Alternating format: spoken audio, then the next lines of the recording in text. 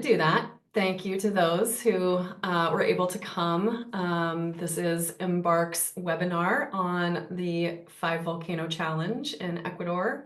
I am Carrie O'Callahan. I'm the Director of Travel and Logistics here at Embark. I know lots of the names that are on there, and I'm excited about all of you.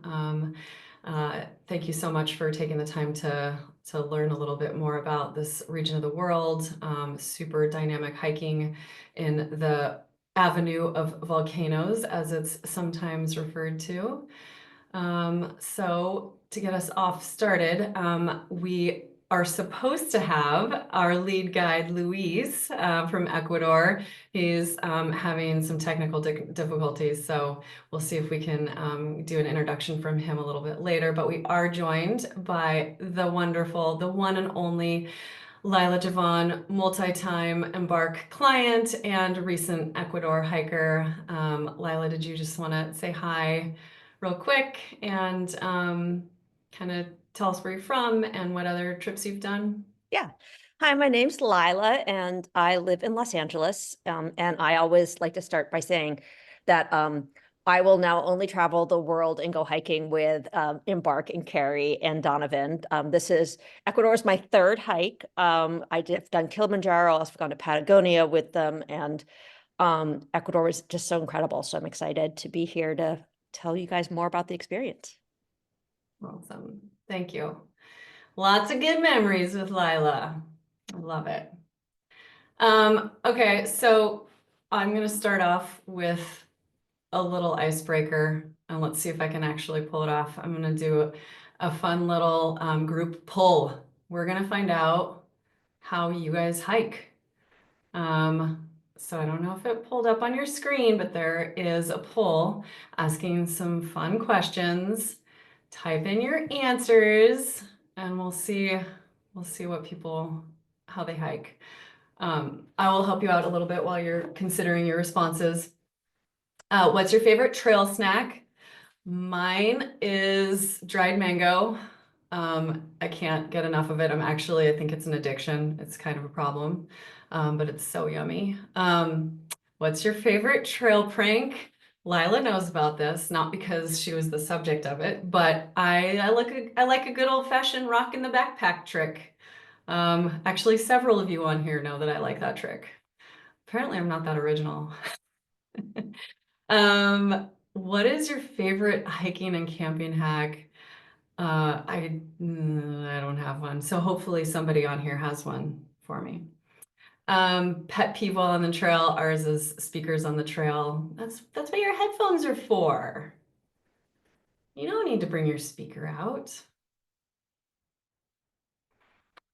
Okay. Okay. Oh, okay. 2 people. Come on, guys. Give me a little more than that. I'll give you 10 more seconds.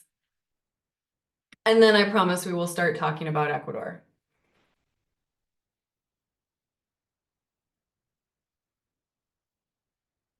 Okay. I'm going to end it. And I'm going to pull up the results and share them. Okay, so I've got mini Snickers and Uncrustables and Snickers. Snickers. Snickers is the original power bar, you guys. You don't need any of that fancy stuff.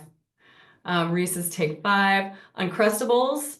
I've been hearing a lot about NFL players and Uncrustables or something, but apparently the NFL is not the only ones who like Uncrustables. What's your favorite trail prank? Asking a guide how far we have to go and continuously hearing after the left turn. Other than that, we had no pranks on our trip. People always complain about the guides, but they're really just doing it to get you through it, you guys. Distracting Cameron while Carrie puts rocks in his pack. Okay, so you're taking part in my trail prank. Other people do the rock in the backpack thing too. Okay. Okay, I'm kind of interested in this one. What is your favorite hiking/camping hack? Carrying a hydro flask for warm water. Ah, that is a totally good one. Other person did not have one either. Best sayings list. What is that? Is that like Oh, I think that's when you take down a list of all of the funny things that people say when they're like tired and hurt and in pain. Yeah, that's a good one. And then what's your pet peeve on the trail? People who talk the entire time. I'm going to be doing a lot of talking tonight. I hope that doesn't annoy you. Speakers for sure. Yes. Thank you, Anonymous. Loud people and agree with the speakers. Okay. Thank you guys for being good sports. We will have one more poll at the very end. But for now, let's get this show on the road and talk about Ecuador and the volcanoes, the gorgeous volcanoes. So, high level kind of facts about trekking in Ecuador. Everybody always wants to know what's the season, which means what's the weather. We like to hike in Ecuador June through September and December through February. With that being said, this particular region of Ecuador and of kind of the country is called the Avenue of Volcanoes. The weather is really special there because it is right where the air from the ocean meets the climate from the Amazon. And so it coalesces and it makes it a really dynamic, fast changing weather environment. So that means that actually a lot of these volcanoes and a lot of these areas are able to be hiked all times of the year, excuse me. But the traditional like dry season is June through September and December through January, December through February. That being said, it also is the mountains. So we always tell everybody come expecting everything and anything. Hi, hi, Oh, this is Louise. hi. I have a problem with my camera. I don't know what is happening. I want to try to connect with another computer. Please give me 2 minutes. Okay, we will continue and then just tell us when you get back on. Thank you, Okay, Louise. thank you. Um, This is high altitude hiking, high elevation environment. It is definitely requires 2 to 3 days to acclimatize. If you don't, there's a really high rate of failure. And on that note, you also need to show up properly trained because of this high elevation and because of the nature of the different hikes and the strenuousness. Level of difficulties, how does this compare with other Embark trips? This one is a level 4 on a scale of 1 to 6. What does that mean? That means you're not going hiking in the hills in New Hampshire, but you're definitely not climbing Aconcagua. You are staying indoors, which is easier on your body, and they are technically day hikes. You don't have to progress from one camp to the next in order to complete the itinerary. But they are pretty serious hikes at higher elevation, definitely a physical challenge for sure. For everybody who's wondering what area of the world it is, we're talking about Ecuador, and this trek does fly in and out of Quito. A little bit about this itinerary in particular. When we were developing this itinerary, which we've been running like really successfully for years, the thought process behind it was we wanted a challenge on some trails that were less traveled by the regular kind of trekking community in Ecuador. But we wanted to kind of make sure that our success rate was going to be good. So to that end, we've picked those particular volcanoes to make sure that those will give us more of a unique experience. Not a lot of people are on them in a really cool way. We've made it a lodge-based trip intentionally. You only carry a day pack. You do have a rest day, and doing one peak per day keeps it really dynamic and interesting. Each different trek has a totally different feel to it. So like I said, it's just really dynamic and cool, but it is still a big mental and physical challenge. Little bit about the treks and like kind of their location. We've got the first one that's just outside of Quito. Then the other ones are all located in Cotopaxi National Park area. I'll show you that here in a second.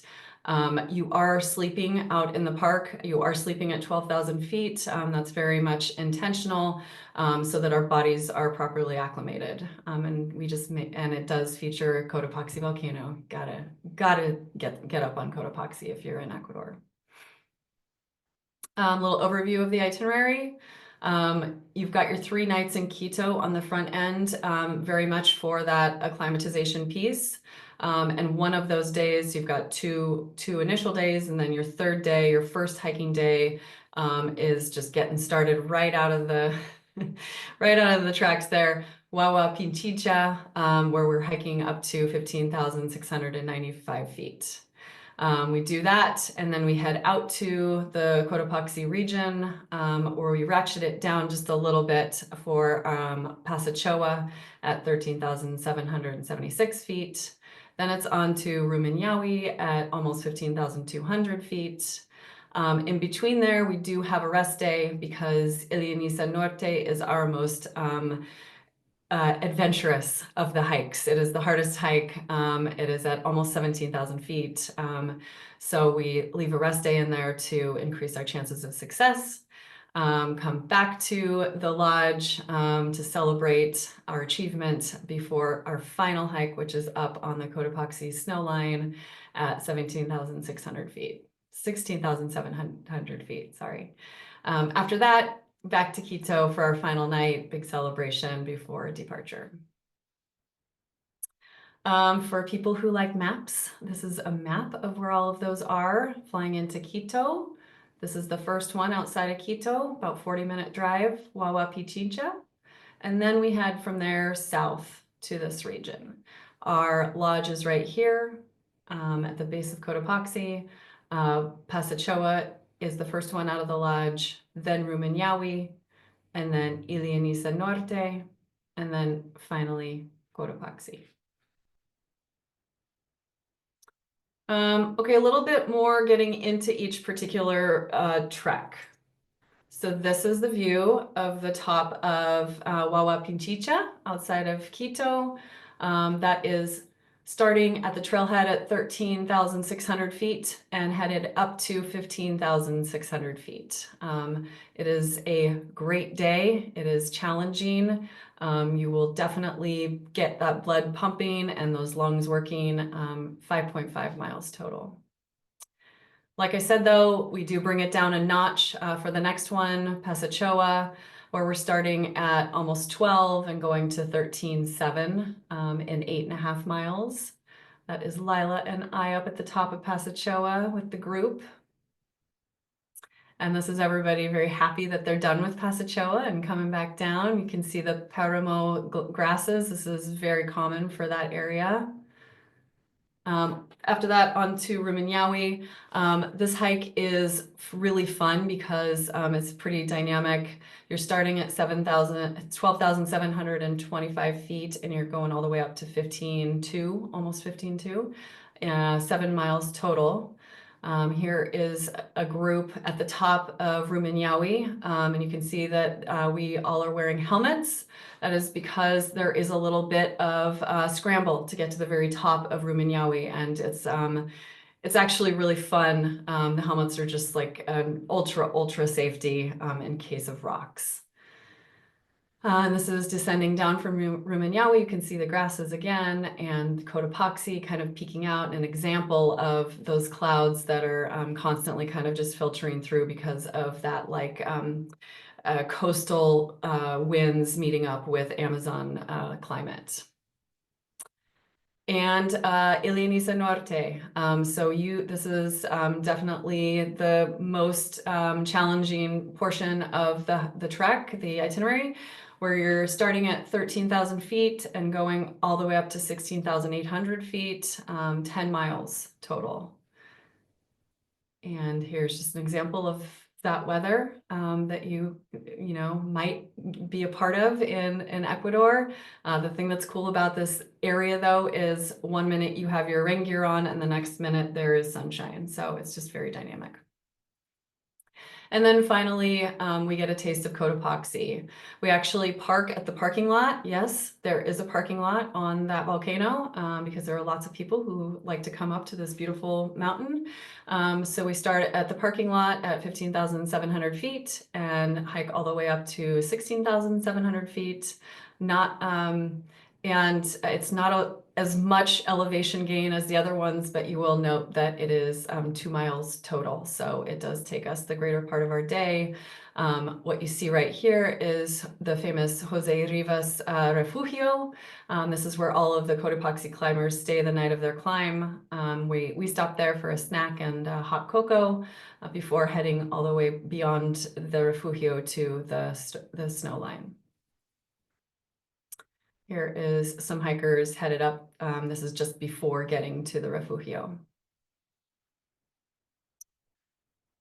Okay, I'm going to pause there for just a quick second and ask Lila, what was your favorite of all of those hikes?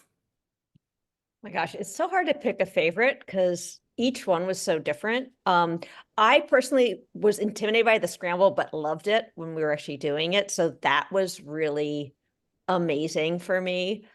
And then coming down from that, when we got to see Cotopaxi. What's really cool about this area is you really get to explore like one area from different points of views, and there's opportunities to see some of the other volcanoes and the places we've been from the other mountains, which gives you a really interesting perspective that I don't think you normally get in a lot of areas. Oh, that's really well put. Yeah. Okay, cool. Yeah. Thank you. I'm coming back to you here in just a second too. Okay. Stay tuned. Okay, so moving on a little bit about our lodge and what you can expect. This is Chilcobamba Lodge. It is the one that we always use. We love it. We're friends with the owners. And as you can see, the views can't be beat. And the location is ideal, centrally based in Cotopaxi National Park. We love that they employ staff from the local community, and it's kind of just a really cool down-to-earth atmosphere when you're hanging out there. Everybody, the local staff love to chill and talk with you and share some of their culture with you, and so that's really fun and special. Yeah, I love that component of it. On that note, all the meals are fully included. They make you boxed lunches for your hikes, and then you get breakfast and dinner there. You can even have a really high quality glass of wine after your really hard day coming down off the mountain. Hot showers with stoves in every room, which are pre-lit and like fully going when you get back from your hike. Totally great. And again, like I said, there's always the option, because we are a lodge base, if you're feeling any elevation or something else is going on with you, you can stay back at the lodge. It's a really comfy, cozy spot to be able to relax and mend if you need. There's just some more images for you. The dining area. And an example of kind of breakfast offerings, lots of different things. Everybody, the staff is very well versed in any kind of dietary restrictions or preferences. They can do it all. Okay, this is when I wanted to kind of throw it more in depth back to Lila. This is our group again. Just wanted to kind of ask you a little bit more in depth about the trip and overall impressions. Did it kind of scratch any particular itch that you'd been looking for or not? That's fine. How is it different from the other trips that you've done with Embark? I think a lot of the people I'm seeing on this have been on other trips, and so they'll appreciate that too. Yeah. Cool. Well, full transparency, Ecuador wasn't really, as before a few years ago, wasn't really on my sort of map of places that, especially for hiking, like I thought of it as the Galapagos, but I didn't realize how incredible and versatile it was till actually I met you all, and we're on trips and we're starting to ask like, well, where else should I go? What else do you do? And learned about it, which I'm so glad I did. So that was really interesting, just to be to a different part of the world. I got hooked on volcanoes doing Kili once again with you guys. I think volcanoes are such a special ecosystem to hike in. And one thing you had touched on this earlier, but one thing I was blown away with was how, with the exception of Cotopaxi, which gets a lot of people, not like overly amount, but that's a full one. I don't think we ever saw another hiker on any day. And we had like great weather. I mean, the weather does move, but we had perfect hiking weather. And so having that opportunity to be out, it's in such incredible parts of the world and kind of have that solitude, except with your group, it was super incredible. I Yeah. also want to make a note about the lodge. I think you didn't do it justice, just how incredible it is. I don't know how you all find these places, like it feels like in the middle of nowhere, but it is really kind of 5-star service within like kind of a rustic setting. The staff are incredible. The food's amazing. Having to be able to go down and have a little glass of wine or maybe a few sips of wine because it is at altitude. And that was different too than like Kili or other ones. Even Patagonia, where we were staying in lodges, but we were moving throughout the area, just being able to kind of unpack. Yeah, it feels like home, like Yeah, really you quick. just don't have to worry about that, and you can kind of come back and relax. And that I just love too. What else did you ask? I can't remember. So many good things. I feel like that's good. That was a really good in-depth kind of takeaway from that. Thank you. You're I welcome. do see that Luis is back on. There he is. Can you unmute, Luis? We didn't get a chance to introduce you, so I was just gonna have you introduce yourself and tell us how long you have been guiding in Ecuador and what you like about hiking in Ecuador.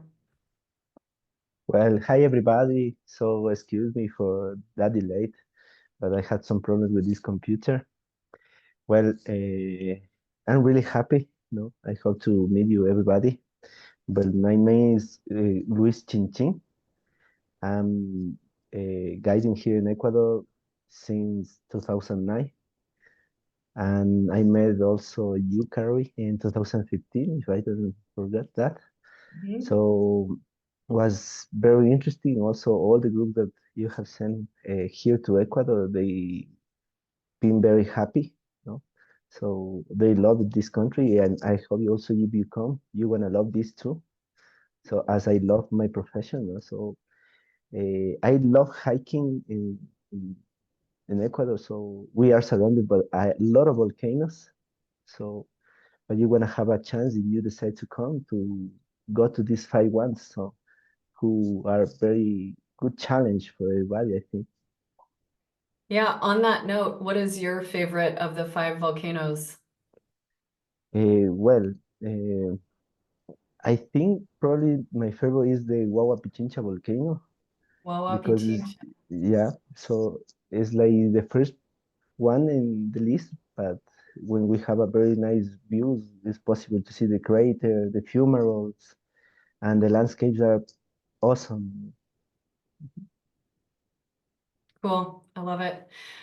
Yeah, we met Luis, when did you say 15? 2015?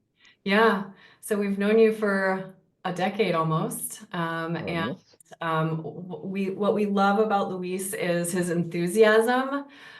He's super upbeat and happy all the time.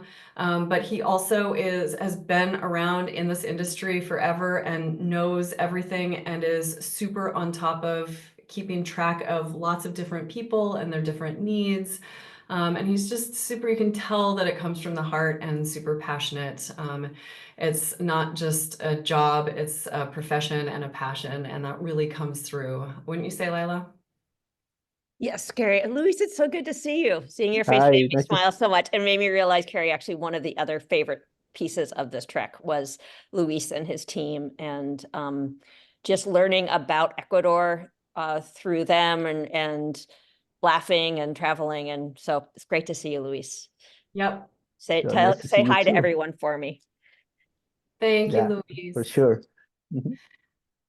Um, okay, on that note, that is kind of what Embark offers to people. We scour the world trying to bring you not just good guides, but the best guides. And I think Lila would agree that, and a lot of you who've been on our other trips, you can have an okay trip, but if you've got a great guide, you're going to have an amazing trip. That's one thing that we offer. And there are lots of other things we offer too. With a trip like this, you might be wondering what we offer in terms of like how are we helping you plan for such a big trip? These trips are huge. There's lots of moving parts. There's lots and lots of planning and preparation involved. And we've been around for a little bit. We've been doing this. We've got tons of man hours into research and curating and compiling of information. And for you, the benefit is all of that really comprehensive pre-trek planning and informational materials, gear lists, training plans, video tutorials. And we kind of really do move you through the process and make sure that you're kind of ticking all of the boxes along the way. Part of that process is our group conference calls. You have at least 2 prior to the trip. The first one is to kind of just get you acquainted with maybe your other trek companions if you're coming at it joining a group, or kind of team building and bonding if you're bringing your own group, and learning a little bit more about the trek components from us. So it's more kind of informational at first. And then the final one is the second call is a send-off call about a month before your trip, just to kind of dot all the I's and cross all the T's, make you feel like you are like fully supportive and fully informed, and answer all of your questions prior to the trip. We are a pretty small operation, proudly so, and with that comes a real personal touch, and we feel like we're pretty like our ability to respond is right on. If you have a question, there's always someone you can ask and get an answer. And hopefully it comes across that we eat, sleep, and breathe adventure travel, and we're super passionate about it, and we love imparting that passion on our clients. Some details about next year and what we have kind of on the books. We have 2 set departures, one in June, the 1st through the 9th, and then another in September, 13th through the 21st. If those don't work for you, we always can do custom dates, or if you have a group and you want to do your own dates, totally doable. Starting price for 7 people plus is $29.95. 4 people plus is $32.75. We do all kinds of pricing for different numbers too. You just have to ask if it's just going to be you or you and a friend. We can absolutely do that. Final kind of high level things to remember: lodge-based equals flexible. You can always stay back if something's going wrong, or not going wrong, if something is ailing you, or if maybe you just want to feel like you want to relax at the lodge. Like, sorry, can I just jump in? Can I jump in, Carrie, about that? My roommate and dear friend, Sarah, who was on the trip, did that, skipped a day, but actually had like the most beautiful, like restful spa day. And she just really needed that as well. And also wanted to save herself for one of the more challenging days coming up. So having that lodge really, I think, is a real plus and benefit. And it's a beautiful day, a beautiful place to spend time at. It's not like you're stuck somewhere that you're going to feel FOMO. Sorry, I had to jump in with that. I love it. Thank you. Just a reminder that acclimatization is imperative, and that's why we've put it into the itinerary. There is an option for people with mountaineering experience or who are willing to get experience before the trip to tack a Cotopaxi summit onto the end of this trip. We had 3 of us do that back in June, and it's very common. Or the total opposite end of that, maybe you want to actually relax after the intense physical endeavor. A lot of people go on a trip to the Galapagos afterwards, do an extension that way. This is a kind of bigger trip, so we suggest planning 6 to 9 months in advance, training 4 to 6 months prior, depending on your fitness level coming into it. And remember, this all is a challenge, but it's also fun. And hopefully Lila doesn't hate me for putting this on. Hey, Lila. Congratulations. That's Lila and I. Oh, that's one of my trail pranks too, apparently. Hey, Lila. Okay, so it's fun. It's fun. You make friends, you have memories. These kind of trips are once in a lifetime. It can't be beat. Okay, final fun. I did promise in some of my posts an Embark mug from Yeti. So we're gonna do a little contest to see who gets the mug. And when you answer it, I'm gonna put a poll out. When you answer it, your responses are not anonymous because we need to know who you are. So if you're not cool with your name or email address being up there, then sorry, you don't get the mug. Okay, here is the question for the winner of the mug. Pick an elevation between 10,000 and 20,000 feet. Why, yeah, 10 and 20,000 feet. Put your answer in there. And whoever gets closest to what the actual number is will win. Got 4 people. I'll give you guys 1 minute. Only 4 people. That's a really good chance. Hey, Carrie, Yeah. did you want us to put our name and email in the answer? Or is it just going to show up when we post the answer? I think it will show up, but maybe that's a good question. Yeah, put your name in. Thank you, Shelby. Put your name and email in the answer just in case, because we did change this from a webinar to just a regular call. So I think some people's emails will be in there, but others might not be. Okay, it's at 1 minute. I'm giving it 1 minute and 20 seconds. Hey, Carrie, can I add one thing that I forgot to talk about in my piece? Yes. Which is another amazing part of this trip is the time we spent in Quito, which is such an incredible city. It's so beautiful. Luis gave us the most amazing tour. We were able to go to it where they make chocolate and had incredible meals. So I loved that. I loved being able to acclimatize there and have the time on both sides of the trip just to get to know the city. Nice. And Lila, this is Nicole. I think what I loved most that you said that was my favorite part of Keeley with Embark was just really getting to talk to the guides and learn the culture. And they didn't ever seem bothered by the 50,000 questions I had to ask of them about, so what's this like and what's this like? And I loved being up front talking to them and just getting to learn, because that's part of the trip for me too, is I think what Embark does really well is allows that cultural piece to be brought in a very organic way. So I appreciated you saying that. Cool. Thank you, Nicole. Okay. Results are in.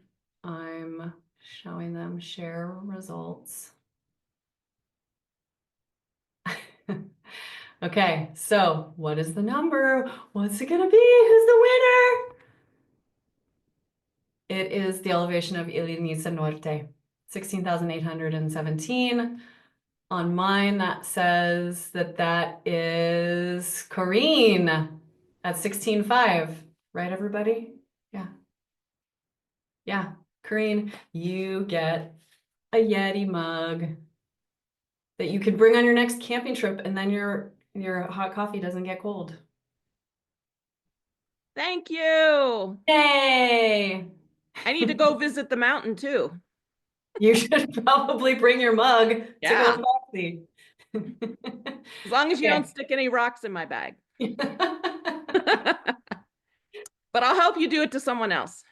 So that's interesting. Corrine, it did know your name. I didn't see that was your guess in the chat. I saw it through the thing, so that's good information for me. Okay, we're done with what Donovan said was kind of a silly practice, but it's fun. It's fun to win things. Now it is open for questions. I would really like people to just ask the questions in the chat, and I already have a couple started that direct messaged me. So I'm going to start with that and just add your questions and I will address them as they come in.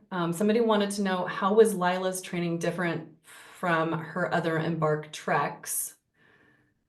Lila?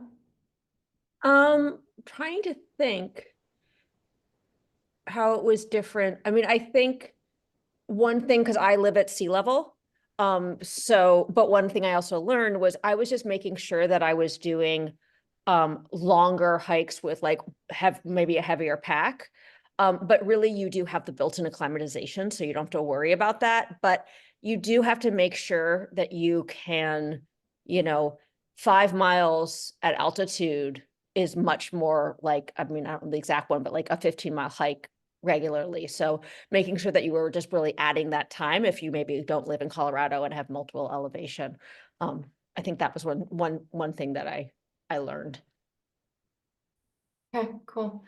Well, and from like my perspective, because I actually have kind of a lot to do with the training programs.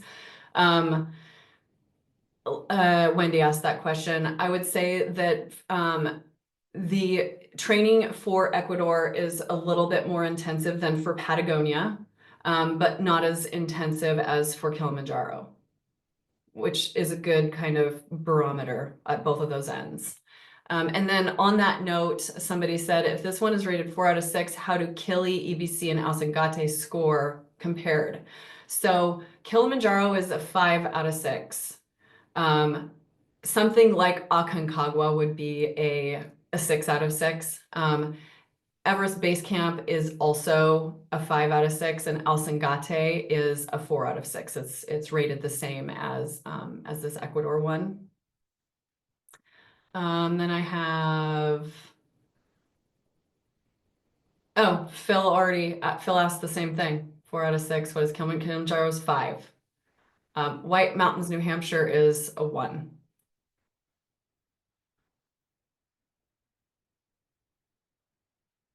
Other questions? Something I forgot to touch on is if you do want to sign up for one of our trips, it's a $500 deposit to reserve your spot, and the remaining balance is due 90 days prior.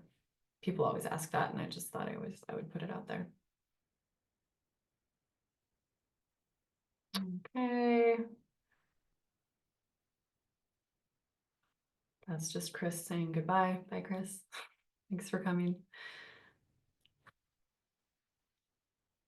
Any other questions?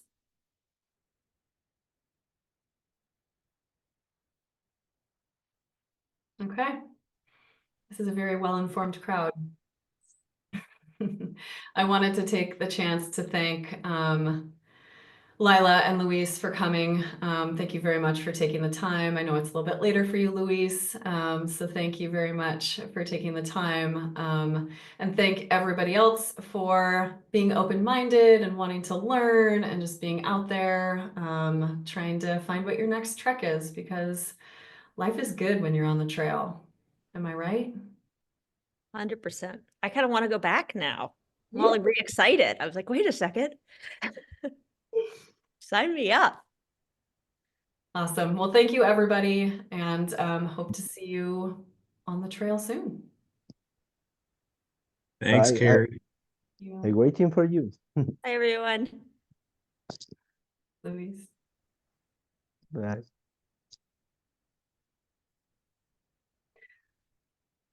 Luis, how are you? Fine, fine. So trying to connect. It's quite Did hard you, for me. but you have electricity right now, right? Yeah, my computer is there, so I have to install my girlfriend's computer for Oh, join to this meeting. thank you so much for doing that. It's just really nice. People like to put, like see a face of the person that they are going to see in Ecuador. And I loved seeing you. I miss So you. come again. I Come know. again. I know. That was fun. That Thank was you, so Carrie. fun. I Still love that enjoying, trip. still enjoying the planet. I Yeah. know. I know. All right. So Well, I'm thank you for already thinking of invite. what my next one's going to be, Carrie. Somewhere with me. Yes. Yes. All right. But- I gotta go, guys. Bye, but, friends. Say hi to thank you so Donovan. much. Okay. Bye, Bye. everybody. Peace.